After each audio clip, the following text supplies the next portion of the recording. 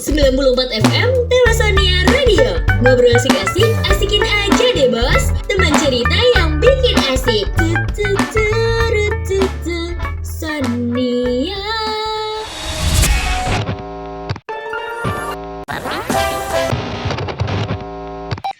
94 FM Tawasonia Radio. Ngobrol asik-asik, asikin aja deh bos. Teman cerita yang bikin asik. Cucu Sonia.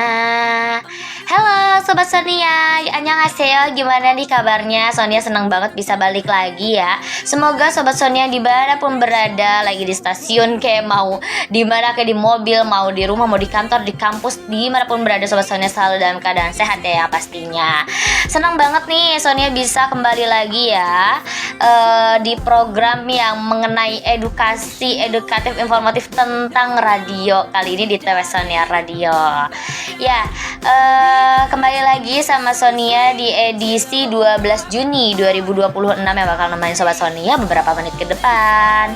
Sobat Sonia tahu nggak sih, kalau dari kemarin tuh kita ngebahas mengenai sejarah radio, terus dari IPP-ISR dan lain sebagainya. Nah, di akhir pertemuan BTW Sonia pengen ngasih tahu nih, kalau ini adalah radio TV Sonia Radio yang terakhir, because karena ini udah mau penutup. Nah, karena TV Sonia Radio ini sudah selesai ya, jadi kali ini adalah radio yang terakhir ya, segmen yang terakhir ini.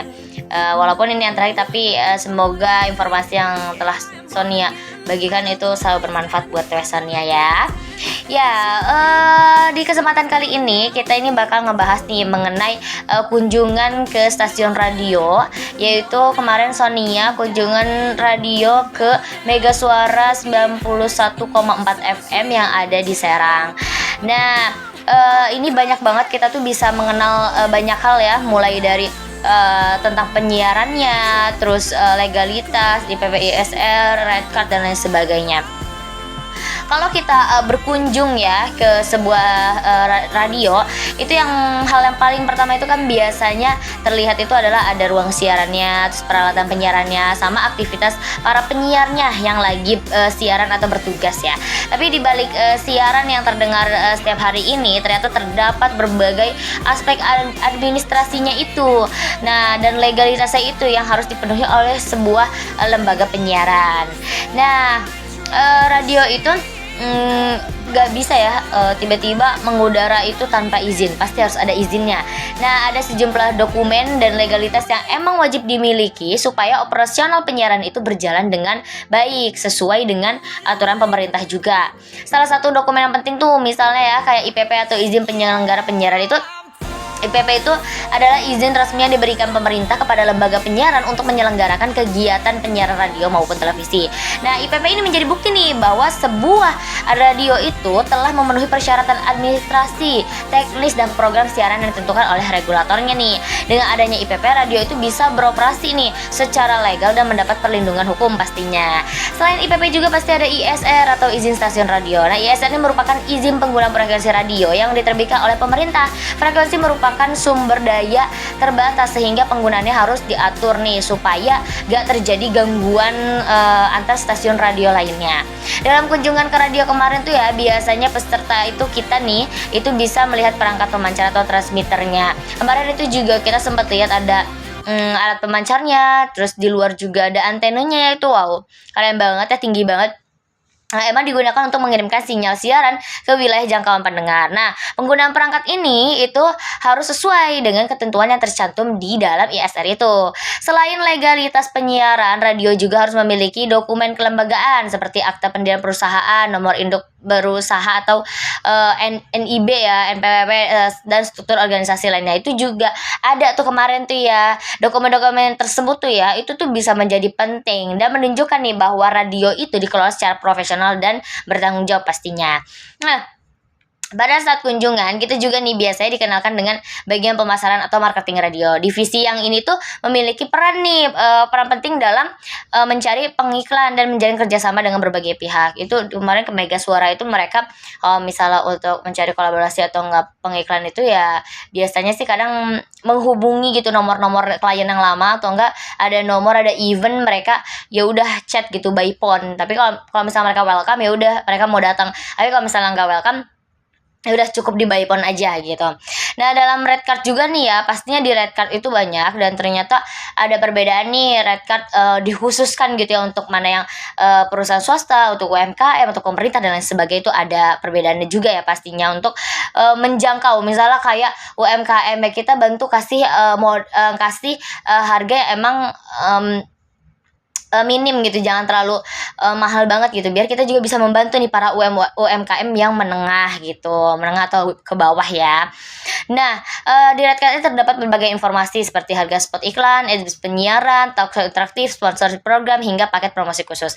Nah sebagai contoh sebuah radio itu dapat menawarkan paket iklan berupa spot berdurasi 30 detik ya kayak pembahasan kemarin yang diputar beberapa kali dalam sehari. Selain itu juga radio dapat menyediakan layanan siaran langsung dari lokasi acara atau biasa disebut outside broadcast. Red card ini sangat membantu ya untuk calon pengiklan karena memberikan gambaran mengenai biaya promosi yang harus dikeluarkan serta manfaat yang diperoleh. Biasanya nih tim radio itu akan menghubungi calon klien melalui telepon, email dan melakukan kunjungan langsung atau menawarkan kerjasama promosi. Begitu. Nah untuk strategi pemasaran radio itu terus berkembang mengikuti perubahan zaman pastinya. Saat ini selain siaran konvensional melalui frekuensi FM, banyak radio juga yang memanfaatkan media sosial, website, dan layanan streaming untuk menjangkau pendengar yang lebih luas. Karena itu, radio itu nggak hanya mengandalkan pendengar di daerah jangkauan pemancar aja, tapi juga bisa menjangkau audiens dari berbagai wilayah melalui sebuah internet.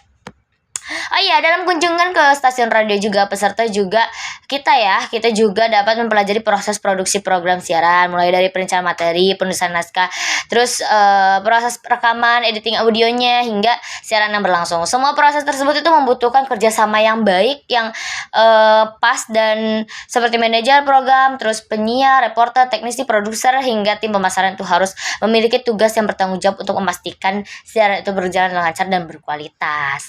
Ya, dari kunjungan radio ini kita dapat memahami ya bahwa dunia penyiaran tidak hanya berbicara di mikrofon aja ya, tapi ada berbagai aspek teknis, administratif, legalitas, dan bisnis yang mendukung keberlangsungan sebuah stasiun radio. Nah, seperti IPP, ISR, legalitas perusahaan, dan lain sebagainya. Red card itu merupakan bagian penting ya, yang memastikan radio dapat beroperasi dengan profesional, legalitas, dan berkelanjutan. Gitu Sobat Sonia, pas udah kesana tuh ternyata seru banget ya.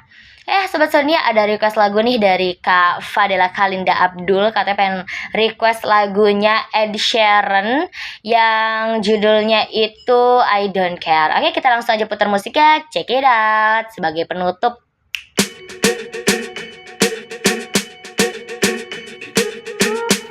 I'm at a party I don't wanna be at, and I don't ever wear a suit and tie. Wondering if I can sneak out the back. Nobody's even looking me in my eyes. You take my hand, finish my drink, say shall we dance? Hell yeah, you know I love you. Ya, gak kerasa banget ya. Ini lagunya enak banget sih ya. Dan Sobat Sonia, by the way ini udah TW Sonia radio yang terakhir, gak kerasa banget. Semoga Sobat Sonia selalu ingat Sonia dan teman-teman yang lainnya.